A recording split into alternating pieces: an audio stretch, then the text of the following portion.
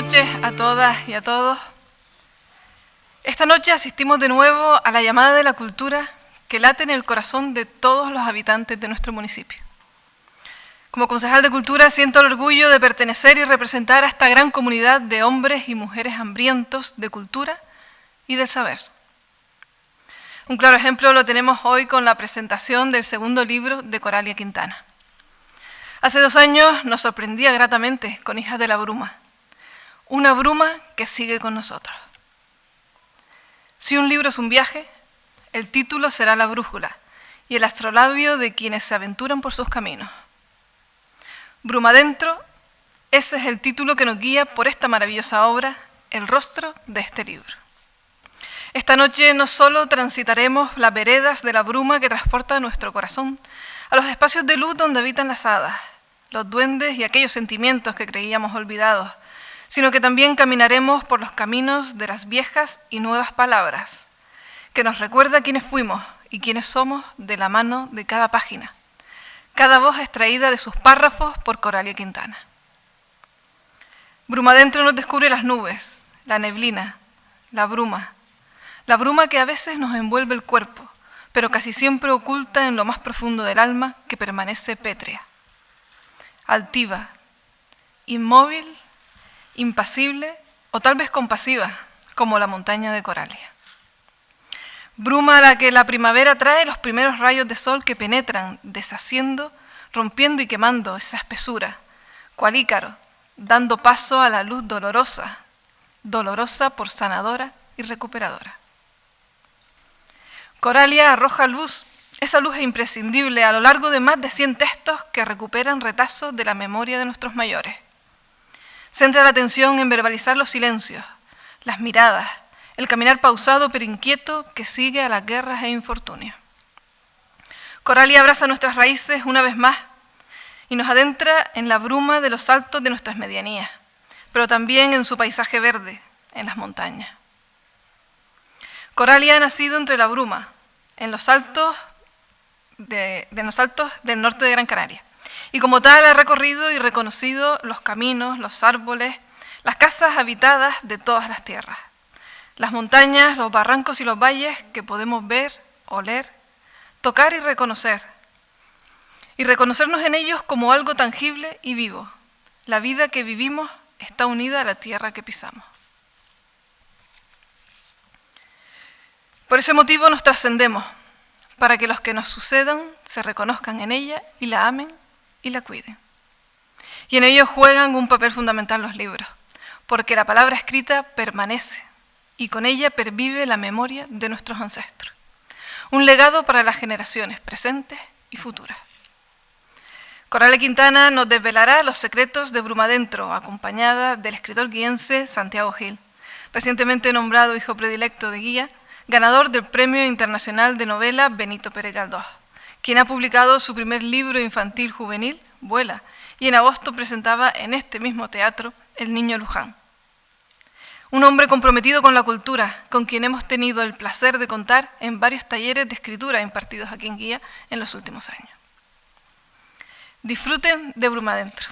Creo que Coralia, en la primera parte de la intervención de la concejala, tiene la primera reseña del libro. Yo creo que podría pedírsela porque me parece que se ajusta bastante a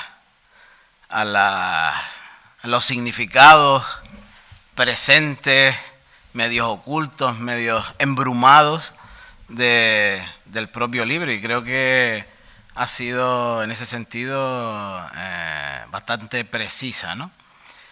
Por otro lado, yo estoy aquí no tanto para hablar del libro, aunque he tenido que ver en buena parte con él, ¿no?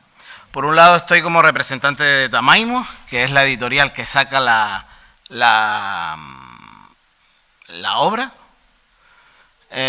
y Tamaimo,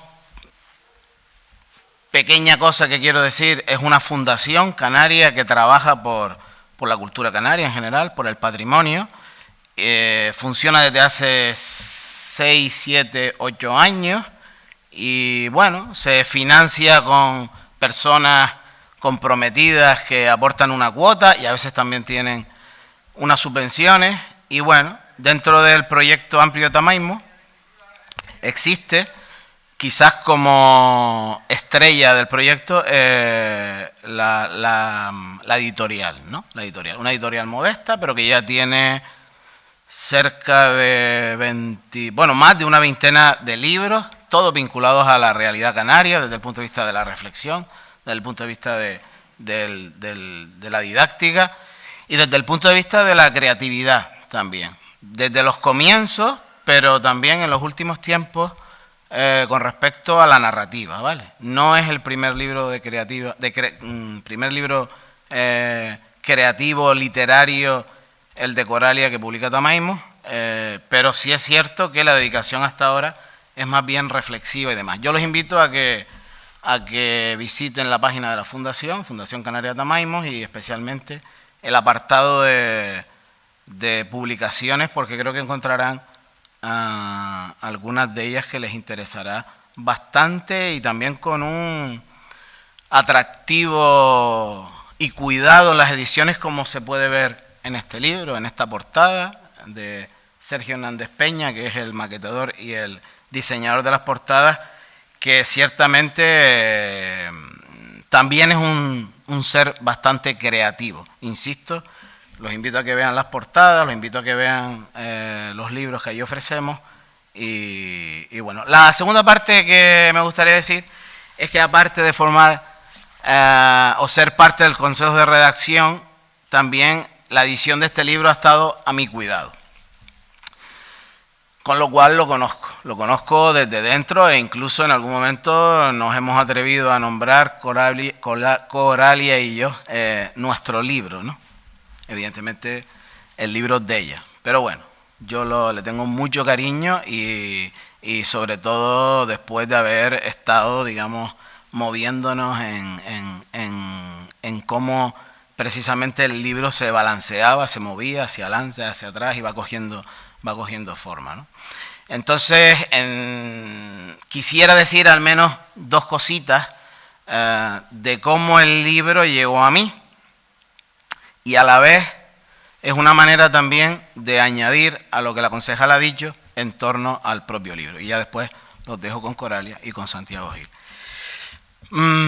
Yo llegué a Hijas de la Bruma, que fue su primera novela, porque a través de los medios de comunicación sé que había salido el libro. El libro incluso había sido presentado por Geray Rodríguez, que es colega mío de toda la vida, sobre todo desde que estudiamos juntos, y bueno, y por varias batallas. Entonces eso también me había llamado la atención. Llego un día a conocer a una tal Gemma Quintana, que resultó ser la hermana de Coralia, que a su vez, como el que no quiere la cosa, aquí no sé cómo se llama ahora, pero en la antigua Tacita, me dijo un día: pues tengo una hermana que escribió una novela. Y bueno, pues entre unas cosas y otras llegué a la novela de Coralia. Luego pues le pedimos a Coralia, desde otra página en la que estoy metido, que se llama Bien Me Sabe, una publicación, y le solté aquello de: bueno, ¿y tienes algo por ahí que estés preparando y pendiente? Pues yo formo parte del consejo de Tamaimo y demás. De mis manos lo que me ofreció llegó a la redacción de Tamaimo. En Tamaimo lo leímos todo, interesó bastante. De ahí pasó al maquetador, y si se van dando cuenta, estoy describiendo cómo el hilo, en este caso de una persona, de una autora, se va moviendo por las manos de muchas otras personas. O dicho de otra manera, que no somos nadie solos, ¿no? Todos estamos rodeados. Es una obra de ella, pero que está llena de las manos de otros muchos. Y precisamente el libro, dentro, su contenido, está lleno de muchas voces, ¿no? Las voces a las que se le dedica el libro, que son las voces de los muertos, ¿no? De los antepasados. Pues precisamente con esta descripción, esta maraña de personas que rodearon la publicación, y con la sombra también de todas esas voces y esas personas que sin ellas probablemente ni Coralia sería quien es, ni Coralia puede escribir libros como estos, los voy a dejar con ella para que les cuente más detalles y los voy a dejar con Santiago Gil, que la acompañará en este ratito. Muchas gracias.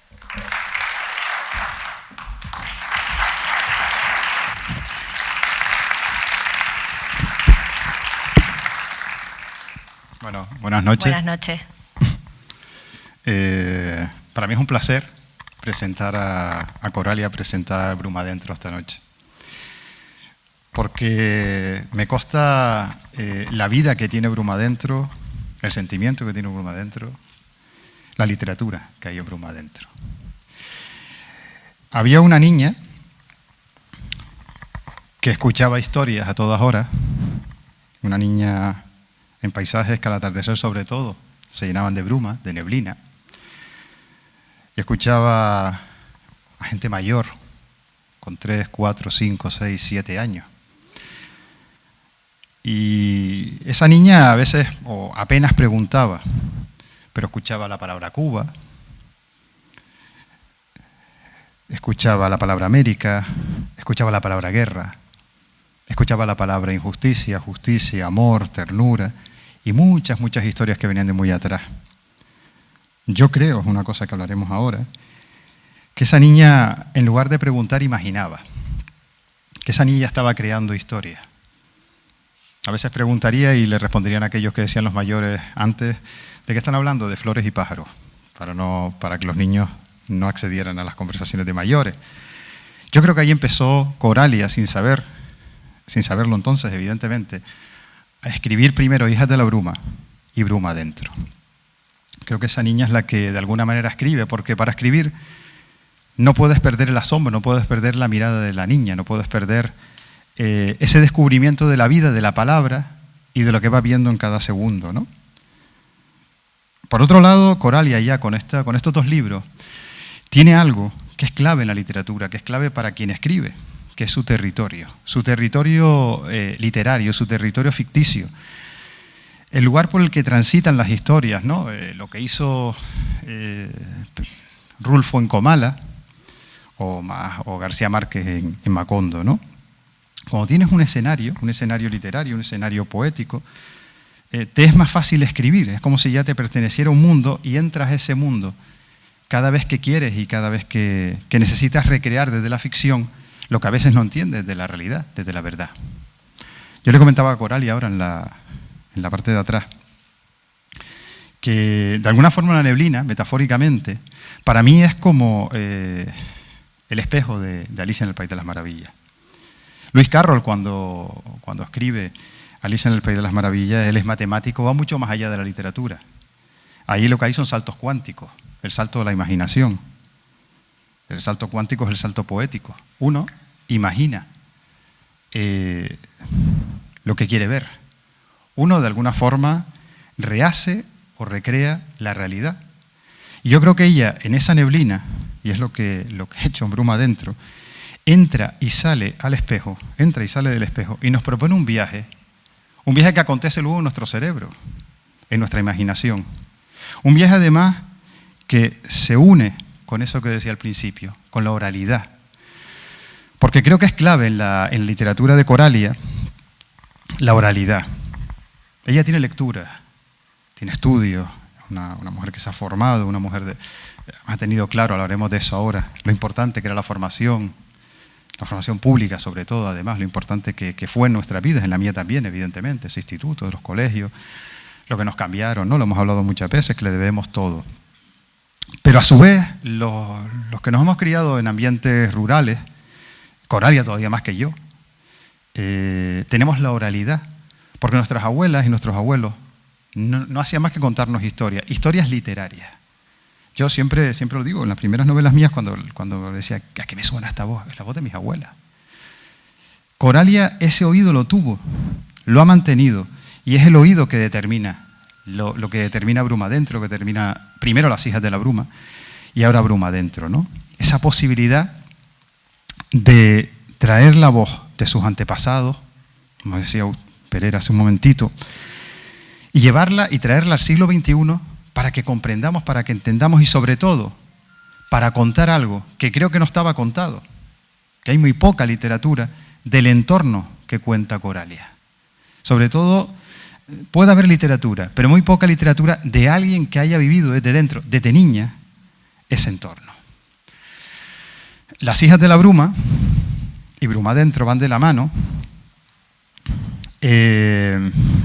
Si la gente, hay mucha gente cercana a Coralia aquí en este acto, si tienen su perfil de WhatsApp, verán que hay una señora subida en un caballo.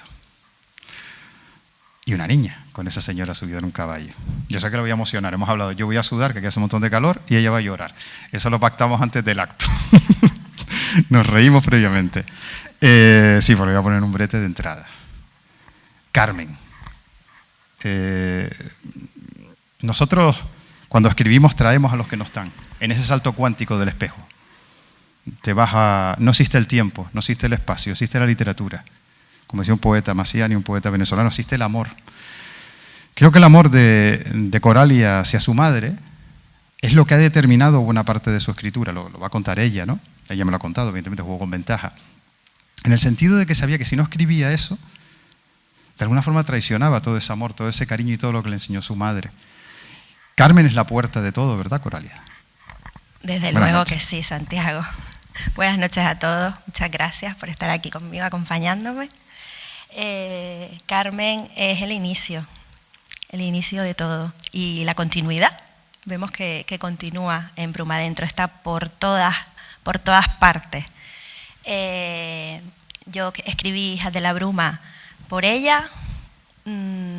Cuando empecé a pensar en Hijas de la Bruma, ya ella estaba malita. De hecho, lo hice por eso, porque ella sabía que no se iba a quedar mucho más con nosotros. Y entonces yo sentí la necesidad de reflejar todo ese mundo que ella me había contado. Porque, como Santiago siempre nos dice, lo que no escribamos nosotros no lo va a escribir nadie desde el punto de vista nuestro. Lo hago. Y antes justo de yo empezar a escribir, cuando ya tenía todo preparado para empezar a escribir, ella falleció. Entonces me vi en la tesitura de decir, ¿ahora qué hago? ¿Escribo o no? Pues empecé a escribir Hijas de la Bruma la semana siguiente de enterrar a mi madre. Para mí eso fue pues vivir su duelo de una manera que nunca imaginé. Nunca pensé que escribir me fuera a ayudar a llevar el duelo de mi madre. Lo hice por homenajearla a ella, pero también a toda una generación, ¿no? Porque lo que recojo en Hijas de la Bruma no es solo la vida de mi madre, sino de las mujeres de su época. Mujeres que tuvieron una vida muy diferente a la que luego tuvimos sus hijas, ¿no? Y sus hijos, igual que los hombres. Pero a mí me llamaba más la atención las mujeres, pues porque supongo que tuve mucho más contacto con mi madre, porque yo también soy una mujer, entonces la vida de ellas me llamaba mucho más la atención, porque además, en cuanto empecé a investigar, aparte de lo que me había contado mi madre, descubrí muchas más cosas que habían pasado en esa época que me impresionaron y que dije, pues esto lo tengo que recoger de alguna manera. Y la literatura me permitió hacerlo de una forma mucho más, para mí, mucho más interiorista y mucho más hermosa, porque quizás si hubiera escrito una biografía, pues no habría sido igual de emocionante, ¿no? Para mí, por lo menos. Entonces, Carmen es el principio de todo. Y gracias a Carmen no te llamas Sinforosa, cuenta eso. Porque define a tu madre, define a tu madre. Desde luego. Me lo contabas el otro día, define perfectamente a tu madre, ¿no? Empezar a todos los poderes fácticos y no fácticos para que no te llames Sinforosa. Sí, sí. Lo que pasó fue que mi madre estuvo 8 años para quedarse embarazada, con lo que eso suponía en aquella época. A ver si no eres fértil, a ver qué pasa, por qué no te quedas embarazada, todo eso suponía una presión importante. Pues cuando ella consigue quedarse embarazada y me va a bautizar, y ya empieza a pensar en mi nombre para mí, y ella eligió un nombre que a ella le gustaba. Y cuando fue a decírselo al cura de Fontanales, el cura le pareció muy mal el nombre de Coralia. Dice, no, tú le pones Carmen como la Virgen y como tú. Y mi madre, como se sabía cómo se la gastaba el cura de Fontanales, estamos hablando que todavía estaba el franquismo instituido en el año 74, pues ella pensó de cómo voy a hacer para yo salirme con la mía, porque ella sabía que si pedía ese nombre para mí delante de todo el mundo, el cura iba a estar dispuesto en cualquier momento a ridiculizarla y a llamarle la atención y lo que hiciera falta, porque en aquel momento sabemos que las figuras eclesiásticas tenían mucho poder y a veces lo ejercían de mala manera. Total, que ella lo que hizo fue, cuando le preguntó el cura qué nombre pedía para su hija, ella le dijo Coralia. Perdón, María. Le dijo María. Y luego me escribió María Coralia. Y gracias a ese subterfugio consiguió lo que quería. Y lo de Sinforosa es que también, por otra parte, la familia de mi padre querían que ese nombre continuara porque era el nombre de mi bisabuela. Y mi madre hizo lo mismo. Dijo, no, perdona, pero a mi hija le voy a poner yo el nombre que yo he escogido para ella. Entonces ese acto de mi madre para mí fue un acto de rebeldía en aquella época. Ahora a lo mejor nos parece una tontería, pero hacer eso en aquella época era enfrentarse a muchos poderes. Y yo lo cuento siempre con mucho orgullo, de hecho creo que lo publiqué en Facebook una vez. Bueno, porque me enorgullece muchísimo eso, ¿no? que ella hizo y muchísimas cosas más. Y en cuanto a la foto del WhatsApp... Eso te iba a decir, que hablabas de la foto del caballo. Sí, la foto del WhatsApp es una foto que estaba en una caja de bombones donde las madres ponían la foto. Me la encuentro rebuscando otra cosa y me sorprende. Digo, ¿y esto? ¿Cómo es posible que yo no hubiera visto esta foto antes, no? Estoy yo con mi madre, ella me coge, está en el caballo, ella así muy bien puesta y con un sombrero. Y entonces le pregunté a mi padre que si mi madre se sacaba foto nada más de postureo con el caballo o si ella realmente cabalgaba. Me vino esa pregunta y mi padre me explicó que sí, que por supuesto, ella cogía el caballo e iba de Artenara a Fontanales y de Fontanales a Artenara y lo que hiciera falta. Entonces aquello a mí me dio otro subidón de orgullo de mi madre, que lo tengo ahí en el WhatsApp y que además me ha inspirado varios relatos. Si quieres leemos el que tengo dedicado al caballo. Las gafas de la portada. Cuéntalo de la gafa, de que también es azaroso. Lo de la gafa fue una casualidad de esas preciosas que ocurren. Yo no tenía contacto con el diseñador y cuando José Miguel me manda las pruebas de la portada, veo que las gafas se parecen muchísimo a las mías. Digo, vaya, no sé si el chico me llegó a ver en alguna foto o algo así. Si no, él cree que no. Pues una de esas sincronicidades preciosas que nos regala la vida. Bueno, se titula A caballo. Subida a su caballo, desde aquella loma pudo ver cómo su isla se deslizaba hacia el mar. Lo había contemplado antes muchas veces, pero en aquella ocasión algo en el cielo la removió. Notó sus pies más firmes que nunca sobre los estribos. Estaba sola y se percató de que era ella la que llevaba las riendas. Escuchó el corazón del caballo latir, tan furioso como el suyo. Acarició su crin, apretó las piernas contra la piel del animal y le susurró al oído: seamos libres, amigo. En lugar de regresar donde él la esperaba, se dejó llevar barranco abajo, como el agua cantarina que viene desde la cumbre. Gracias. Primero cuéntame la estructura de Bruma Adentro, cómo decides estructurarlo por fragmentos, en relatos, microrelatos, un libro como de memoria. Cuéntame el proceso de escritura. Si fueron ideas que te surgían en el momento que te sentabas y aparecían, o eran ideas que trabajabas antes, que te aparecían, como decimos nosotros, cuando no estás pensando absolutamente en nada. ¿Cómo fue el proceso creativo y sobre todo estructural? Porque tiene el mérito de crear ese rompecabezas que luego tiene sentido cuando vas leyendo todo el libro, ¿no? Ir entrando por diferentes partes a la historia para que la historia tenga al final ese territorio mágico del que hablábamos hace un momento. Tienes que ver tú. Sí, pero empezó porque tú me diste una serie de toques que fueron fundamentales. Tú me dijiste, escribe relatos como el de tu abuelo, que ahora les contaré lo de mi abuelo. Escribe relatos como el de tu abuelo, me acuerdo las palabras que me dijiste, así de cortos, con esta intención, con esta intensidad y con esta poesía. Me diste esas 3 pautas y a partir de ahí fue como si hubieras apretado un interruptor, que yo me di cuenta, dije, claro, yo todavía tengo mucho que decir de este paisaje de la bruma, yo no me había dado cuenta, o sea, fue como descubrir ahí un torrencial que venía que yo no tenía presente. Y a partir de ahí, pues se dio todo con muchísima facilidad, fue como un surgir continuo. Claro, ya pensé, vamos a ver, hay un montón de voces que están en esa época, en ese entorno, en ese paisaje, que todavía no están contadas, por mí por lo menos, porque no cabían en la novela, ¿no? La Hijas de la Bruma tiene su desarrollo, su argumento, y hay un montón de voces que querían hablar, digamos, y que no estaban ahí. Entonces, pues, fueron apareciendo, de verdad que sí, que fueron apareciendo, como tú dices, cuando a lo mejor no estás pensando en eso, pero tienes abierto el canal, ¿no?, de que quieras hablar de eso, pues todo eso va bajando. Cuenta, por ejemplo, cómo aparecía, o sea, cómo aparecía, ¿qué hacías cuando aparecía? ¿Memorizabas, tomabas notas, te mandabas un correo? Alguna vez tomaba una nota, por ejemplo, del tema, ¿no? Sí, para que no se me fuera, porque después tenemos un montón de cosas en la cabeza y a veces se te van, digo, para que no se me escape.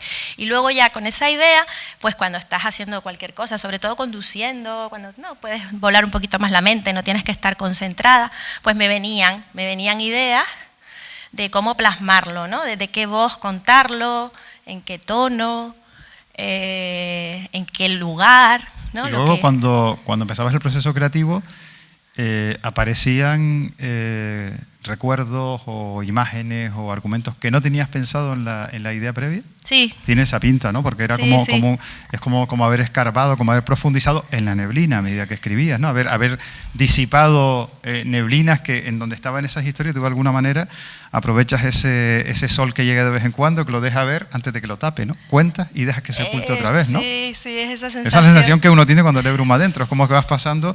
Yo estuve en Pavón el domingo y de golpe viene el viento, quita la tal, ves el paisaje y te lo tapa otra vez. Y yo es como que tú te has acercado al momento en que el paisaje se deja ver, pero se oculta de nuevo.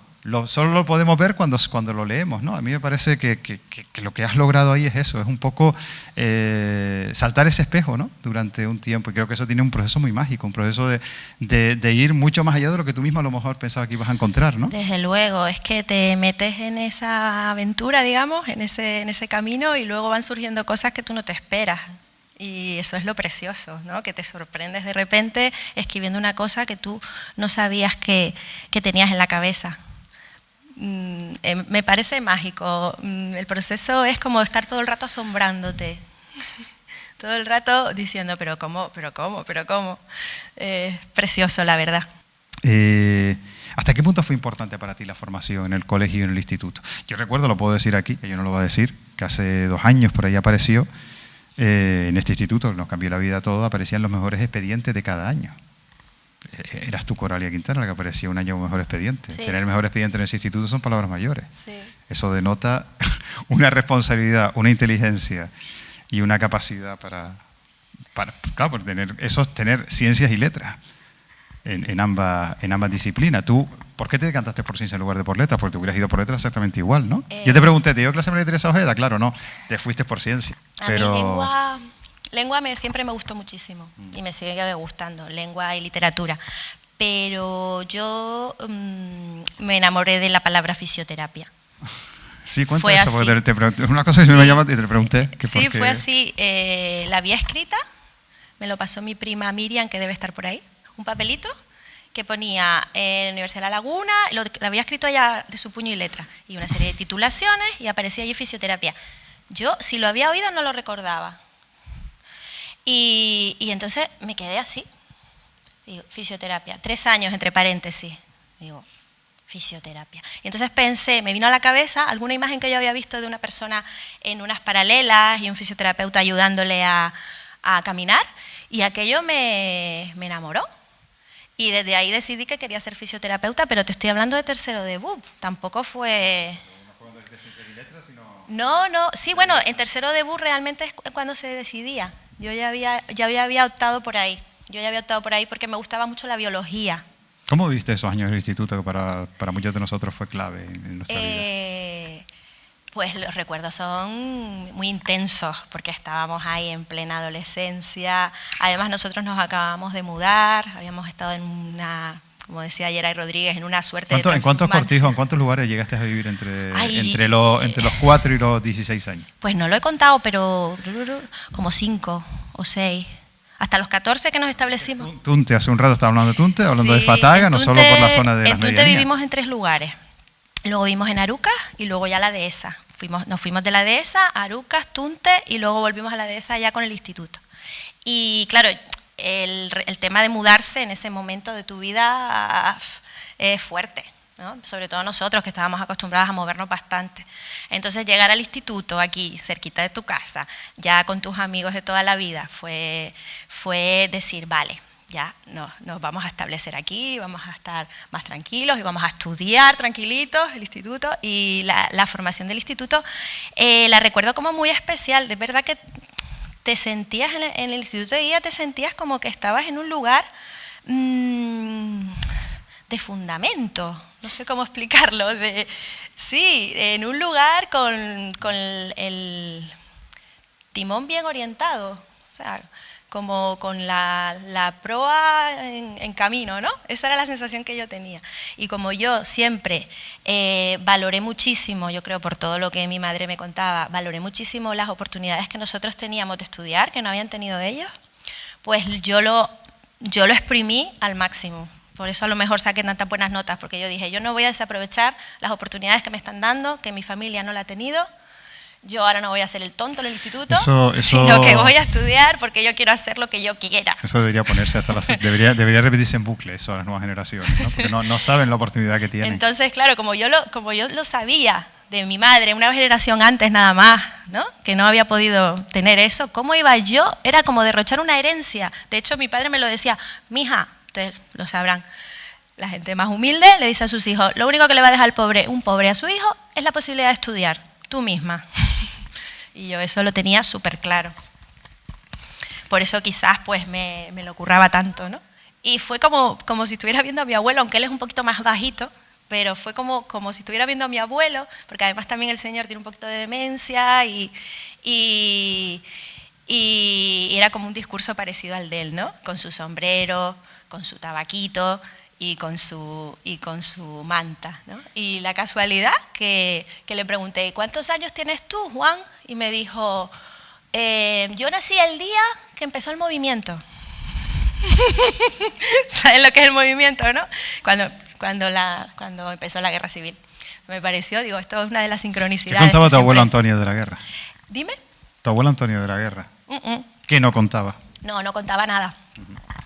Él no contaba nada, mis tíos y mi madre contaban alguna cosita, pero él no contaba nada.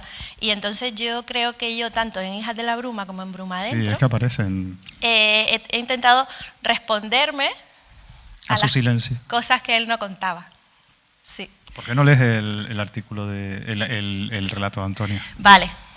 Que es donde empieza todo, además, en Bruma Exacto. Adentro. El relato de Antonio lo escribí Hay muchas compañeras del taller, sí, y en ellas uno de saben los talleres de Santiago, que nace ahí. En el primero que organizó el ayuntamiento en el año 2021. Es la segunda vez que lo voy a leer en este escenario. Las compañeras y compañeros del taller que estén por aquí ya lo conocen. Y realmente ha sido este relato el que ha dado origen a Bruma Adentro. Bruma Adentro es un regalo inesperado para mí que ha venido de la mano de Santiago y del taller y de la magia que se crea ahí adentro. Los que lo han vivido lo saben. Antonio no sabe dónde anda, si en Pavón o en Galeote. Él, que se movía por estos montes con los ojos cerrados, ahora no es capaz de reconocerlos. La bruma lo acompaña, como tantas otras veces, pero hoy la siente distinta, como si la llevara metida en la cabeza. Se da cuenta de que ha perdido sus ovejas, las busca sin suerte, maldice en voz alta su descuido y sobre todo su vejez, que le parece repentina. Entonces llama uno por uno a sus perros ya muertos, primero con silbos que rasgan la niebla por un momento, luego a gritos. Turco, Sultán, Canelo. Le suplica que lo ayuden a encontrar su rebaño, que lo guíen de vuelta al cortijo, con Rosa. Ella siempre consigue calmarlo. Pero es inútil, nadie aparece. Solo le quedan el blanco y el silencio. Está ya muy cansado. Se recuesta encogido sobre las copas de los pinos y deja que la bruma lo lleve de regreso a casa.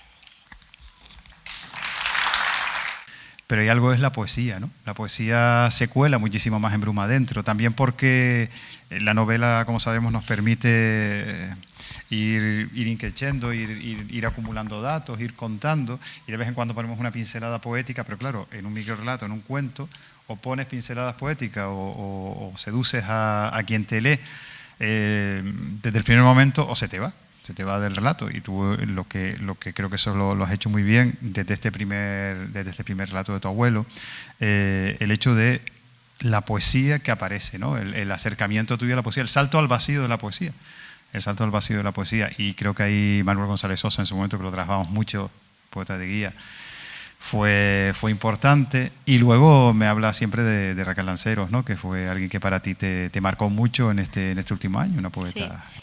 Y luego, a posteriori, me di cuenta de los detalles poéticos. Desde luego tiene que ver absolutamente con el taller, con el trabajo que hicimos de Manuel González Sosa, que no solo fue con él, sino tú nos mostraste muchos más poetas, y eso de alguna manera pues me caló, sobre todo porque después de eso he seguido leyendo bastante poesía, que yo no solía leer, y claro, para mí son palabras mayores, no sé por qué, piensas que la poesía es como... la poesía... sí, lo pensaba, la poesía, ¿sabes? es lo que hacía tu abuelo, lo que hacía tu abuelo, lo que hacía tu madre. La poesía está en la oralidad, la poesía me refiero al ritmo, la seducción, Sí. Lo que decía Julio Ramón Ribeiro, ¿no? La tonada, ¿no? La poesía es ritmo, es música, tú eso lo tenías captado, el hecho de después acercarte un poco más a la poesía, no es que estás haciendo sonetos ni lira, sencillamente fuiste más a buscar la seducción inevitable de la poesía para que quien lee se encuentre algo que no se encuentre en el lenguaje común. Claro, pero eso yo lo aprendí en tus talleres. O sea, yo eso no lo sabía. Yo pensaba que la poesía era una cosa... No, sí lo hacías, en Las hijas de la bruma lo hacías. Pero yo no lo sabía. Hombre, nunca sabemos lo que hacemos. No tenía ni idea. Yo me he visto presentando libros con gente al lado, empezaban a decirme teorías, en los primeros libros me decían, y yo no había leído a nadie lo que me estaban diciendo, y ponías cara de serio, hacías así, como que estaba muy bien. Es que tiene influencia no sé quién, y se nota que ha leído a no sé quién. Nosotros, como te digo antes, somos hijos de nuestras lecturas, pero sobre todo la oralidad. La oralidad la traemos, la llevamos, y si le damos forma, por eso es tan importante tu libro, para la nueva generación, ¿no? Yo invitaría a los centros escolares del norte, sobre todo del norte, de la comarca nuestra, a que se acerquen al libro, a que acerquen el libro a los niños, porque es una forma de que no olviden la oralidad de la que venimos y las historias, los atavismos de lo que venimos, ¿no? Para hacerlo más universales tenemos que contar lo pequeño. Nosotros realmente, cuando nos hacemos universales, cuando escribimos, eso Naipaul, un escritor de origen caribeño, cuando triunfó en Inglaterra, es cuando contó sus historias en el pequeño Caribe, ¿no? Realmente lo que nos interesa es lo pequeño. En lo pequeño es donde está el mundo, el universo, y tú desde lo pequeño luego te expandes. Y eso que has escrito se hubiera perdido, y eso sería interesantísimo y sería gratificante que llegara, la verdad, que lo trabajaran los profesores en las enseñanzas medias, sobre todo, que es donde pueden llegar. Pues como te decía, he aprendido mucho del tema del lenguaje poético, de cómo lo incluimos con naturalidad en nuestros textos sin ningún complejo, que al principio ya te digo, era como una cosa como, no, poesía, eso son cosas de Luis de Góngora y de no sé quién. Claro, ese es el problema. Entonces, mi hija este año, como... con 10 años le han metido el Miocid, y ya se lo dijo en el colegio, digo, por favor, pónganle yo qué sé, poesía o rap, o pónganle poesía. La poesía es el lenguaje cotidiano, ¿no? Vuelto música, vuelto emoción. Bueno, pues como te digo, he leído muchas más poetas, y esta poeta, Raquel Lanceros, que te nombraba, me ha gustado mucho, sobre todo porque es una... perdón, ¿se me oía? Sí, es una poeta de mi generación. Nació en los años 70, de hecho está considerada una de las poetas más importantes de habla hispana, nacida después del año 70. Nosotros trabajamos en el taller mucho a gente de tu generación, como fuera Tina Suárez Roja, está Selina Cruz, y fueron poetas que a ustedes les llegaron mucho porque también se identificaban. Siéntate, que estás con tacones y llevamos 2 horas, pues nos levantamos y nos secamos. Yo me levanto cuando tú leas después. Entonces les voy a leer un poquito para que ustedes entiendan cómo me sentía yo respecto a la generación de mi madre. Ella dice, aquí estamos, perplejos, transparentes, atónitos, radiantes, boquiabiertos. Nosotros, la promesa, los hijos confiados de los años 70, diminutas alicias a través del espejo, híbridos del pasado y del presente. Yo, se lo decía a Santiago, yo me siento como una generación bisagra entre mi madre y mis hijos.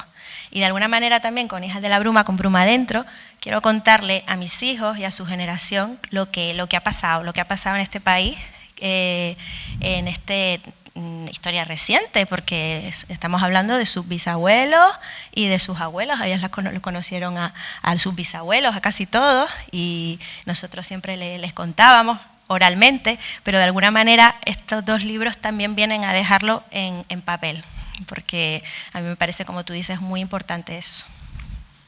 Yo conocí a tus hijos haciendo senderismo un día que todavía nos encontramos yo por ahí por el fin del mundo. ¿Dónde era? En los desaguaderos, ¿no? En el Lomo Vergara. Sí, yo bajaba. No. Sí. No, sí, bajando de Palmital. Sí. Iba para Moya caminando con un grupo de gente y ibas tú por ahí hacia Farailaga, sí. Con tus hijos. Imagino que eso también es parte de la historia, ¿no? Que la memoria de tu abuelo, la memoria de tu madre pasa a tus hijos, ¿no? Exacto. Y no se pierda. ¿Qué te han dicho ellos? ¿Están por aquí? Sí. De lo que has escrito. Pues nada, ellos sobre todo me han dicho, ellos han leído Hijas de la Bruma, todavía Bruma Adentro, ¿no?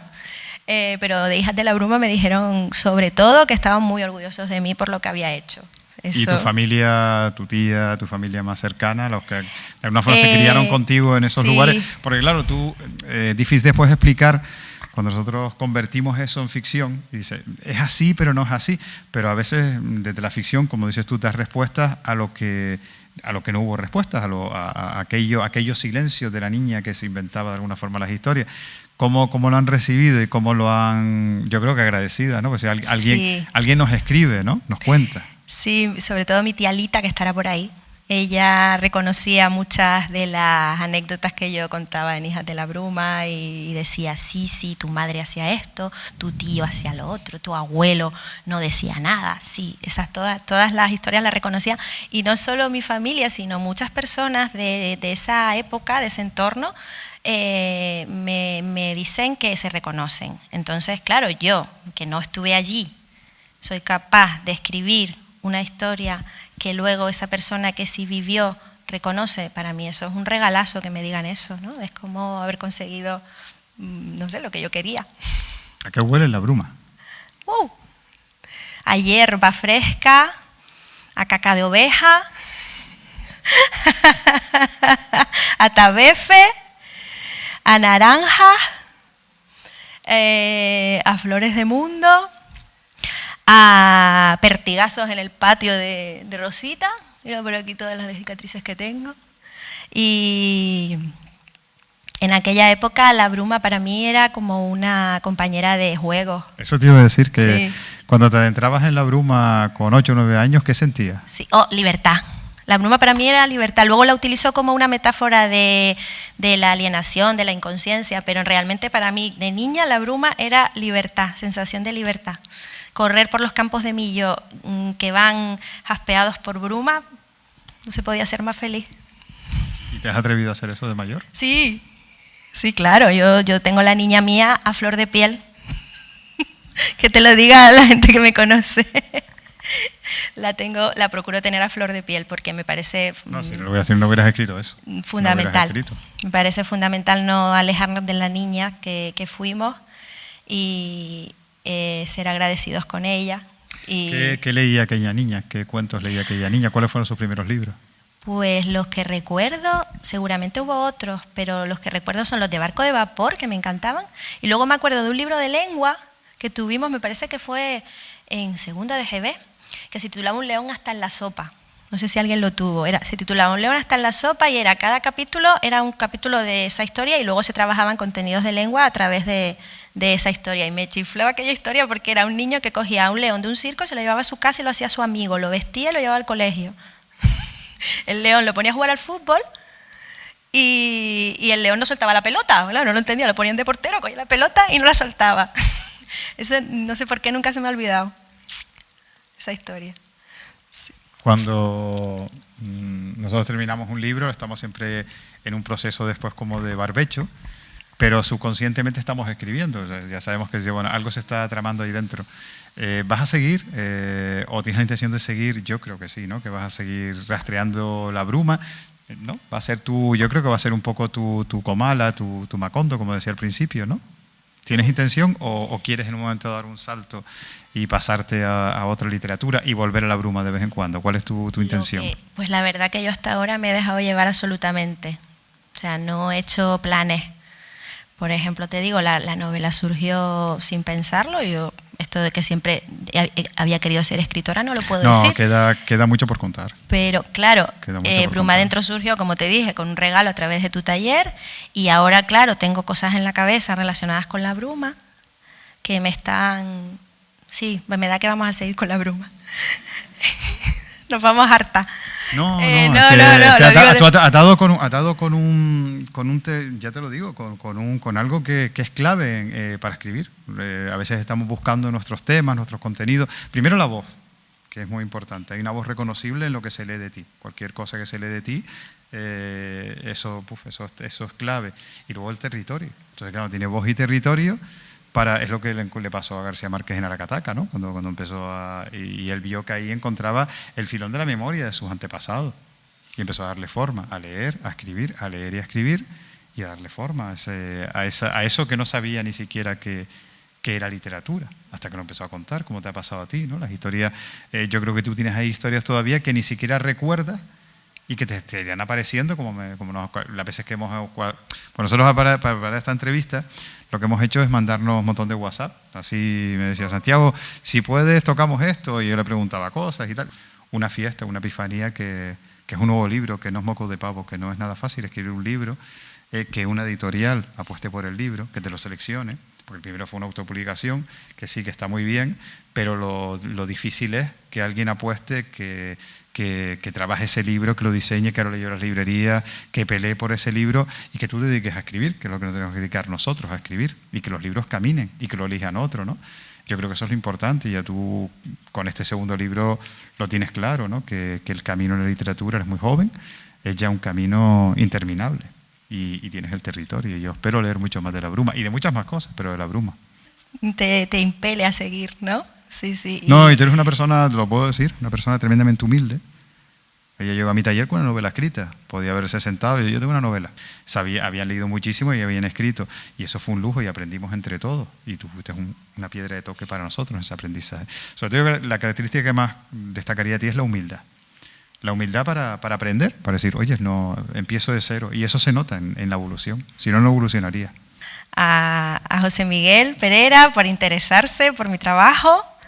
Y preguntarme, oye, ¿y en qué estás metida ahora? ¿Si es por ahí haciendo cositas en la bruma? No, porque cuando me dijiste... Muchas gracias. Cuando me dijiste, Tamaimo está interesado, digo, joder, Coralie, se coge Tamaimo. Tamaimo es uno de los proyectos ahora mismo que están haciendo... no publican cualquier cosa. No publican cualquier cosa. Y ellos tienen muy claro por lo que quieren apostar. Pero que es un lujo para ti, que no es una... Desde luego, es un lujo para mí totalmente. Sí. Bajo la manta que me espanta el frío, las noches de trashumante, se acurrucan mis hijos cada tarde. Van llegando uno a uno a abrigarse con la lana inglesa y el calor de su padre. Asoman solo las cabecillas para contemplar juntos la llegada de la noche. Pero esta tarde no les llegará mi calor. El miedo me hiela la piel. Y es que esta vez me voy a una transhumancia de caminos desconocidos y de aterradores encuentros. ¿Cómo les digo que los tengo que dejar a la intemperie para luchar en una guerra lejana que ni siquiera entiendo? ¿Cómo les digo que no sé si volveré a vestir mi acogedora manta de pastor para cobijarles de la humedad de la vida?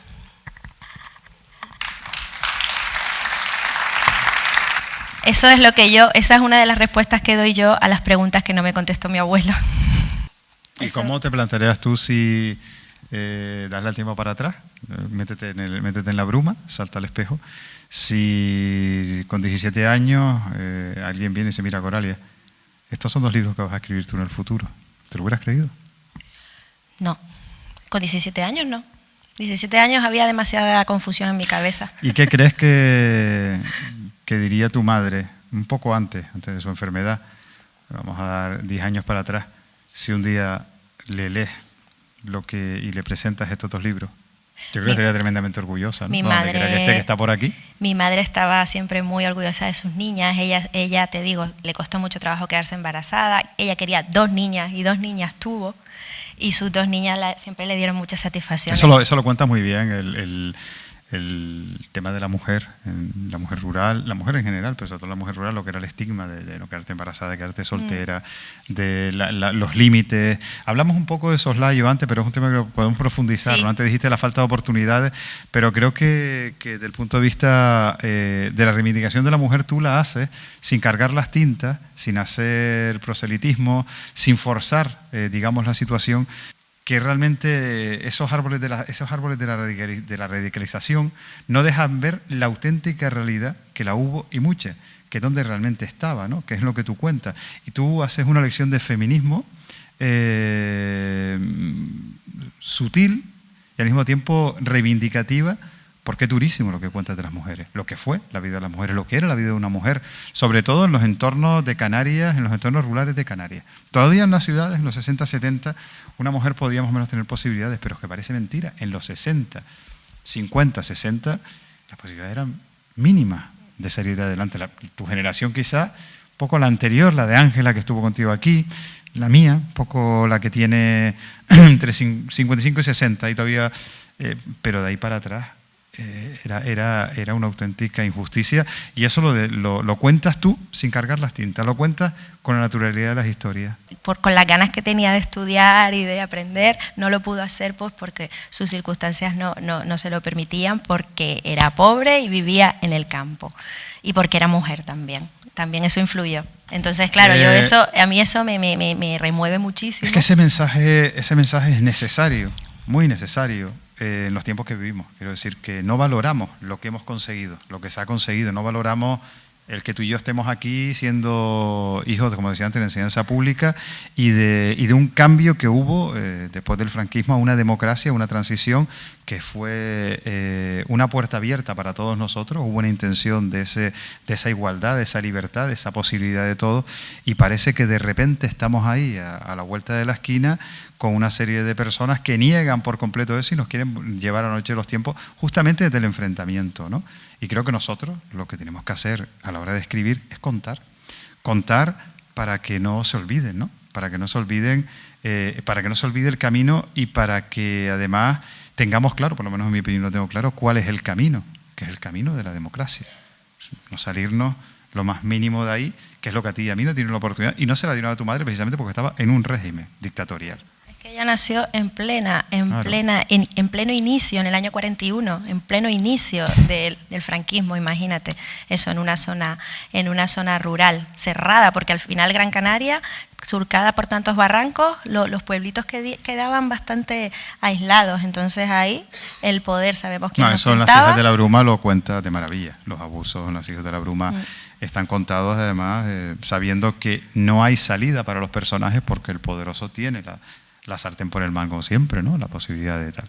Aparte de poético, aparte de emocionante, también es un testimonio que nos ayuda a resituarnos, sobre todo en las zonas, en las zonas estas, ¿no? Las zonas de las que provenimos, para no olvidar quiénes éramos, que nos olvidamos fácilmente. Si ya levantamos 3 casas, abandonamos la finca, nos dedicamos a hacer otras cosas, vamos a Las Palmas, vamos de viaje, y parece que no ha habido nada antes. Y cómo han evolucionado las cosas a través de la cultura y la educación. A través de la cultura, la educación y la igualdad de oportunidades. No sé, si tú quieres añadir algo más, yo creo que leer, quiero que leas un par de relatos. Me gustaría leer algo más, si quieres. Sí, yo creo que lo mejor es leer. ¿Cómo vamos, regidora? Sí, estaba tu hermana por ahí. Una horita, entonces ya vamos acabando. Sí, ya leo un par de cositas más. Regidora, no se te ve, regidora. Ay, me lío. Sí, en serio, pero no te habíamos visto. Es que le dije a mi hermana, avísanos cuando llevemos una hora, no sea que nos volvamos locos y aburramos mucho a la gente. Sí, lee dos cositas. Sí, mira, quería leer Medianeros, que es un relato del cual estoy muy orgullosa, porque A mí el tema de las relaciones que había con la tierra en aquella época me parece muy llamativas, porque era en la medianería, ustedes lo sabrán, no, cuéntalo para que no, para la gente que no lo medianería sepa. era una relación en la cual una persona cultivaba, un campesino cultivaba la tierra de otra persona a cambio de la mitad de la ganancia. O sea, el medianero se quedaba, por eso se llamaba medianero, de medias. El medianero se quedaba con una parte y el dueño de las tierras con la otra, con la mitad, tanto de lo que daba la tierra como lo que daban los animales. Entonces, eso sí que lo viví yo de primera mano, porque mi abuelo era el medianero del Cortijo Las Ollas, en Fontanales. Y claro, me parecía una relación bastante injusta, que luego he leído que es como un resquicio que queda del feudalismo, en realidad, y eso ocurrió hasta el otro día, hasta los años 60, 65, 70 y 79 se jubiló mi abuelo, o sea que me llamaba mucho la atención. Entonces les quiero leer Medianeros. Si lo cuentas como una cosa, el medianero era aquel que ponía, se queda. Aquí se va a entender mucho mejor, yo creo. En medio del mar, en medio del mundo, en la medianía de una isla, la vida a medias. Vamos a la mitad del provecho, pero tenemos el trabajo completo. Hasta de nuestros hijos y nuestras mujeres, de su fuerza y dignidad, cedemos buena parte. Vamos a medias, pero es mucho menos. Más que nada, pero menos de lo que merecemos. Dicen que no es nuestra la tierra que con las manos amamos, pero si nosotros no la preñamos, aquí no come nadie. La vida a medias, viviendo de mitades, viviendo con la mitad. Medianeros de medianías en mitad del mar.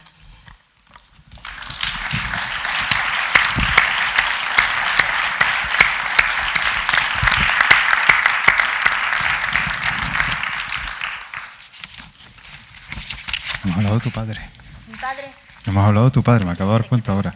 Cuéntame algo. Pregunta. Tienes que contarme algo. Pues mi padre también era agricultor y trabajó muchos años con mi abuelo y con su padre. Además, cuéntame lo de los camellos, Coralie. ¿Lo de los camellos? Es que una vez me lo contaste hace mucho, así de pasada, y era una cosa como mágica, era como el realismo mágico, ¿no? Realismo mágico. Que nos pasemos de la hora. Claro, es que mi padre, en este periplo que les digo que hicimos, nos llevó, consiguió un trabajo en un safari de camellos en el barranco de Fataga. ¿Ustedes saben dónde queda eso? Nos llevó... Pasas de aquí arriba al barranco de Fataga. O sea, nos llevó de Aruca, de la dehesa Arucas, y de Arucas al safari de camellos. Y en el safari de camellos él aprendió a manejar los camellos. Claro, él estaba acostumbrado. Mi padre era un espectáculo, en el sentido de que él sabía manejar muy bien a las bestias. De hecho, tiene todavía gente de su club de fans, le llamo yo, porque todavía me lo nombran. Él hacía trillas, cuando todavía se hacían trillas. ¿Saben lo que es? Que cogen las bestias y empiezan a dar vueltas para separar la paja del trigo. Entonces él las hacía en su momento cuando todavía se hacían y luego las hacía como espectáculo. Entonces él estaba muy acostumbrado a trabajar con los animales. Se va con los camellos, aprende a manejar los camellos y ese señor con su cachorro, ¡fúchate, camello! ¡Fúchate! Y el camello para abajo, ¡párate! Y el camello para arriba. Y mi padre se encargaba de cuidar los camellos y de llevar la caravana con los guiris por todo el barranco de Fataga para abajo, hasta un sitio que se llamaba La Jaima. Es que eso es una novela. Eso es una novela, dice Santiago. Eso es una novela, si no la escribes tú, la escribo yo. Es una novela, vamos, es una novela, es que ya era el salto de como dice Braulio, del andamio, de pasar al turismo, pero pasar directamente de arriba a llevar un safari de camellos. Sí, fíjate que une un poco las dos cosas que hacía él, ¿no? La ganadería, digamos, y el turismo. No, y el salto de Canarias, ¿no? El salto de cómo pasamos de una sociedad rural a una sociedad aparentemente turística, sí. O sea, o a camarero de discoteca o... Sí, porque o a él tal, salió o sea... de las cuevas de Coruña y en Artenara, en la Artenara Profunda y acabó en el barranco de Fataga, ya más cerca de Maspaloma. Lo que está allí, o sea, que pasó de una zona atávica, que es Coruña, a la que es lo que está allí Ahí está la necrópolis. Claro. Nosotros jugábamos al lado de la necrópolis de Arteara. Claro, nada más. Y no sabíamos ni lo que aquello significaba, imagínate. Aquello era magia. Lo descubrimos a posteriori. Nosotros, ahí están los guanches muertos, y nos íbamos para allá. Era así. Bueno, y ya para terminar me gustaría leer La Niña Blanca, que habla un poco de la situación de la mujer respecto al matrimonio. La niña blanca colocada frente al altar, cuando apenas habían sangrado sus piernas. Sus caderas se ensancharán y volverán a sangrar. Sus pechos se llenarán del líquido blanco una y otra vez. Y así acabará de nuevo en el mismo altar, sin haber entendido en su ancianidad cómo fue que pasó su vida. Entre rojo y leche, entre sal y espanto, con el apuro en los costados y las lentas noches de ventisca. Intuyendo su grandeza, pero sin lograr que se abriera su garganta, ahogada por el lodo y las novenas, las mantillas y los llantos.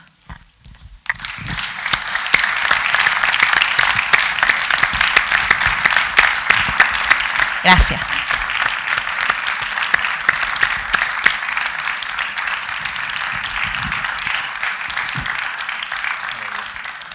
Pues muchísimas gracias. Quiero agradecer al Ayuntamiento de Guía, sobre todo a Civice, que nos apoye tanto. Está el señor alcalde también aquí. Que ha venido Sí, ahora. A Pedro, que siempre me ha estado apoyando también en mi carrera de escritora. Y a Tere, que está por aquí también. Y Tere también. que hace una labor maravillosa justamente en la recuperación o la reivindicación de la agricultura, de la ganadería y demás, me consta. Muchísimas gracias. Aquí la verdad que los escritores guienses tenemos suerte porque podemos ser profetas en nuestra tierra. Gracias a ustedes. A José Miguel, a Ediciones Tamaimo por interesarse en mi trabajo, por darme la oportunidad de llegar a ustedes ahora de otra manera, con otra experiencia de publicación. Espero que vaya muy bien y que nuestra relación continúe. Y por supuesto a Santiago. Santiago, podemos decir que gracias a él estamos aquí esta noche presentando Bruma Adentro, por lo que les contaba, porque él fue el que me encendió la bombilla. Coralia, tienes que seguir contando de la bruma, y Coralia siguió contando de la bruma. Así que muchísimas gracias a todos y a mi familia, porque si no fuera por ellos no podría sacar tiempo para meterme en la bruma. Muchas gracias.